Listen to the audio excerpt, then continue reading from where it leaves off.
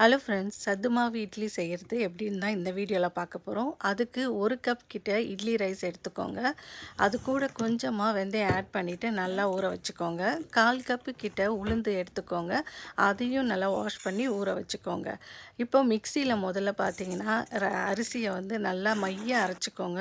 அது கூட 1 கப்பு கிட்ட சத்து மாவை இதோட மிக்சியோட அந்த மாவு அரைச்ச இதுலேயே வந்து சத்து மாவை சேர்த்து ஒரு 2 ஓட்டு ஓட்டுனீங்கன்னா நல்லா மிக்ஸ் ஆகிடும். அது கூட அதை தனியாக எடுத்து வச்சதுக்கப்புறம் உளுந்தை நல்லா அரைச்சிக்கோங்க. மிக்சியில் அரைக்கிறதுனால உளுந்து வந்து கட்டியாக இருக்கும். அதை வந்து நல்லா எக் பீட்டரை வச்சு நல்லா பீட் பண்ணிங்கன்னா நல்லா க்ரீமி டெக்ஸ்சர் இருக்கும்.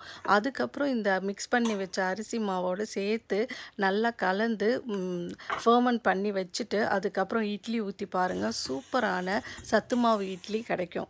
கண்டிப்பாக இந்த ரெசிபியை ட்ரை பண்ணி பாருங்கள். இந்த வீடியோ பிடிச்சிருந்ததுன்னா லைக் பண்ணுங்கள், ஷேர் பண்ணுங்கள், சப்ஸ்கிரைப் பண்ணுங்கள்.